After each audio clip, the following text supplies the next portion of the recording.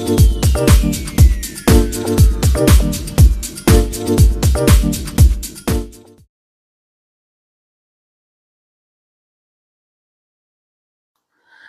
ആഴ്ച വന്ന Mollywood ടൈംസിന്റെ teaser, അതാണിത് ഈ വീഡിയോയുടെ അടിസ്ഥാനം. ടീസറിൽ നസ്ലം പറയുന്നുണ്ട് മനോജ് നേച്യാമലിനെ പോലൊരു ഡയറക്ടർ ആവണം, മനോജ് നേച്യാമലിനെ പോലൊരു വിഷണറി ഡയറക്ടർ ആവണം, അല്ലെങ്കിൽ ഹൊറർ ഫിലിമിന്റെ ഡയറക്ടർ ആവണം എന്ന് പറയുന്നുണ്ട്. അപ്പൊ സിനി ഫൈൽസിനെ സംബന്ധിച്ചിടത്തോളം മനോജ് നേച്യാമലിനെ ആരാണെന്ന് അറിയണ്ടാവും. പക്ഷെ അത് ആരാണെന്ന് അറിയാത്ത ആൾക്കാർക്ക് വേണ്ടിയിട്ടാണ് ഈ വീഡിയോ. മനോജ് നേച്യാമൽ എന്ന് പറഞ്ഞു കഴിഞ്ഞാൽ ഇന്ത്യൻ വംശജനായിട്ടുള്ള ഒരു ഹോളിവുഡ് ഡയറക്ടറാണ്. അദ്ദേഹം ഒരു മലയാളി ആയിട്ടുള്ള ആളും കൂടിയാണ്, ഹാഫ് മലയാളിയാണ്. ചെറുപ്പത്തിൽ നിന്ന് തന്നെ ഇവിടുന്ന് മൈഗ്രേറ്റ് ചെയ്ത് പോയ ആളാണ്. അപ്പോൾ അദ്ദേഹം പ്ലോട്ട് ട്വിസ്റ്റ് എൻഡിങ്സിൻ്റെയും അല്ലെങ്കിൽ സൂപ്പർ നാച്ചുറൽ തീമായിട്ടുള്ള സിനിമകളുടെ ഒരു ഉസ്താദായിട്ടാണ് ഇപ്പോൾ പറയുന്നത്.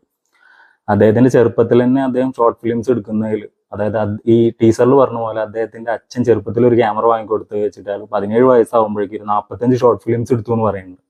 സ്റ്റീവൻ സ്പീൽബർഗിന്റെ ഭയങ്കര ആരാധനായ അദ്ദേഹം ഈ സൂപ്പർ നാച്ചുറൽ എലമെന്റ്സ് ഉള്ള സിനിമകൾ എടുക്കുന്നതിലാണ് കൂടുതൽ താല്പര്യം കാണിച്ചത്. ആദ്യത്തെ 2 സിനിമകളായിട്ടുള്ള ഈ പ്രൈം ടാങ്ക്, വൈഡ് അവേക്ക് എന്നുള്ള 2 സിനിമകൾക്ക് ശേഷം വന്ന ദ സിക്സ്ത് സെൻസ് എന്ന് 99 ഇറങ്ങി ബ്രൂസ് വില്ലിസ് അഭിനയിച്ച സിനിമ, അതാണ് ഗെയിം ചേഞ്ചർ ആയിട്ടുള്ള സിനിമ.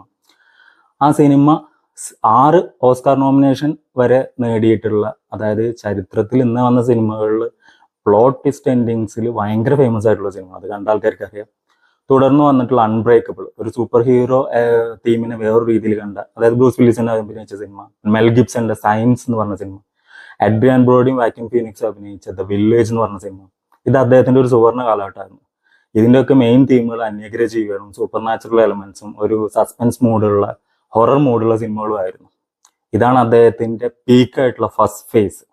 2006 മുതൽ 2013 വരെയുള്ള period, lady in the water മുതൽ ആഫ്റ്റർ എർത്ത് വരെയുള്ള 2013 വരെയുള്ള സമയം, 4 സിനിമകളാണ് പുള്ളി ചെയ്തിട്ടുള്ളത്. ഈ 4 സിനിമകളും പരാജയ സിനിമകളായിരുന്നു. അത് ബോക്സ് ഓഫീസ് വൈസ് ആണെങ്കിലും ക്രിട്ടിക്കൽ വൈസ് ആണെങ്കിലും പുള്ളി അതുവരെ ചെയ്തു വന്നിരുന്ന ഒരു സ്റ്റൈൽ മാറ്റിയിട്ട് കുറച്ചും കൂടി ഹൈ ബഡ്ജറ്റ് ആയിട്ടുള്ള സിനിമകളായിട്ടാണ് ഈ 4 സിനിമകളും ചെയ്തിട്ടുള്ളത്. പക്ഷേ ഈ സിനിമകൾക്ക് പുള്ളിയുടെ പ്രേക്ഷകരെ പുള്ളിക്ക് സാറ്റിസ്ഫൈ ചെയ്യാൻ പറ്റാത്ത തരത്തിലാണ് ഈ 4 സിനിമകളും വന്നിട്ടുള്ളത്. ഇതിൽ 4ാമത്തെ സിനിമ ആഫ്റ്റർ എർത്ത് വിൽ സ്മിത്തും പുള്ളിയുടെ മകനും കൂടിയിട്ടാണ് അഭിനയിച്ചിട്ടുണ്ടായിരുന്നത്. ഈ ഒരു സിനിമയ്ക്ക് ശേഷമാണ് പുള്ളിയുടെ സ്റ്റൈലിലേക്ക് തിരിച്ചു പോകുന്നത്. ഏതൊരു ക്രിയേറ്ററിനും ഒരു മോശം ടൈം ഉണ്ടാവും, അതിനുശേഷം അവർ ശക്തമായുള്ള തിരിച്ചറിവും കൊടുക്കും.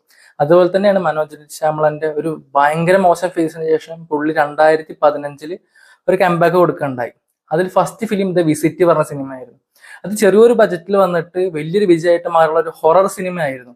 അതിനുശേഷം പുള്ളി സ്പ്ലിറ്റ് എന്ന് പറഞ്ഞിട്ട് സിനിമ എടുത്തു. ആ സിനിമ ഒരു സൈക്കോളജി വിഭാഗത്തിലെ ഏറ്റവും മികച്ച സിനിമകളിൽ ഒന്നായിരുന്നു. അതിലൊരു മൾട്ടിപ്പിൾ പേഴ്സണാലിറ്റി ഡിസോർഡർ ആണ് കാണിച്ചിട്ടുണ്ടായിരുന്നത്. ഇത് ട്രാപ്പ് ആയിരുന്നു അദ്ദേഹത്തിന്റെ അവസാനമായിട്ട് റിലീസ് ചെയ്ത സിനിമ. അതൊരു കൺസേർട്ടിൽ ഒരു സൈക്കോ കില്ലർ വരികയും അയാൾ പോലീസ് കണ്ടുപിടിക്കുകയോ ഇല്ലയോ എന്നുള്ളതായിരുന്നു സിനിമയുടെ ഒരു പ്രമേസസ്. ഇനി പുള്ളിയുടെ വരാൻ പോകുന്ന സിനിമ, അതായത് ഇനി റിലീസാകാൻ പോകുന്ന സിനിമ ദ റിമൈൻ എന്നുള്ള സിനിമയാണ്. അത് 2027 റിലീസാകാൻ പോകുന്നത്. ജയ് ഗിൽഹാൻ ആണ് സിനിമയുടെ നായകനായിട്ട് വരുന്നത്. അപ്പൊ നമുക്കിനി നോക്കാം പുള്ളി ഇനി എന്താണ്, പുള്ളിയുടെ കംബാക്ക് ആവുമോ അല്ലെങ്കിൽ പുള്ളിയുടെ കരിയറിലെ ഏറ്റവും മികച്ച സിനിമ എന്നുള്ളത് നമുക്കിനി കണ്ടറിയാം.